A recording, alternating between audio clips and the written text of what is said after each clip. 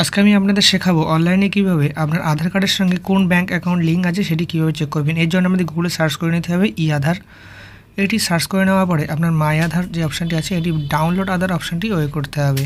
Way করার পরে এখানে আপনার লগ ইন যে অপশানটি আছে এই অপশানটি ওয়ে করলেই এখানে আপনার আধার নাম্বার এবং ক্যাপচা ফিল করে লগ ইন উইথ ওটিপি এই অপশানটি ওয়ে করতে হবে।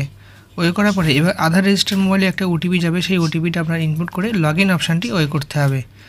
ওই করলে এখানে আপনার আধার কার্ডটি লগ ইন হয়ে যাবে। এখানে আপনার বাম সাইডে যে ব্যাঙ্ক সিডিং স্ট্যাটাস যে অপশানটি আছে এই অপশানটি আপনার এখান থেকে ওই করতে হবে।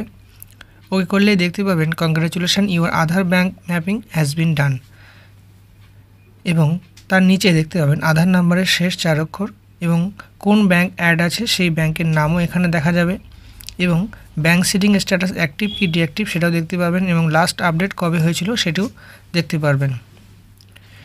আপনার যদি ব্যাঙ্ক অ্যাকাউন্ট লিঙ্ক না থাকে তাহলে আপনার সামনে এই অপশানটি আসবে না।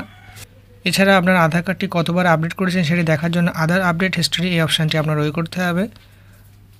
ওই করলেই আপনার এখানে দেখতে পাবেন আপনার আধার কার্ডটি কতবার সংশোধন বা কতবার ডকুমেন্টস আপডেট করা হয়েছে সেটি সম্পূর্ণ ডিটেলস এখানে আপনি দেখতে পারবেন,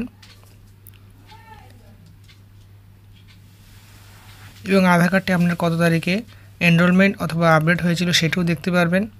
এভাবেই আপনি অনলাইনে আপনার আধার কার্ডের সঙ্গে কোন ব্যাঙ্ক অ্যাকাউন্ট লিঙ্ক করা আছে এবং আপনার আধার কার্ডটি কতবার আপডেট করা হয়েছে সেটি সম্পূর্ণ ডিটেলস এখানে দেখতে পারবেন।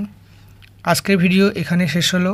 সবাই ভালো থাকবেন এবং সুস্থ থাকবেন, আর এই ধরনের ভিডিও পেতে চ্যানেলটিকে অবশ্যই সাবস্ক্রাইব করে রেখে দেবেন।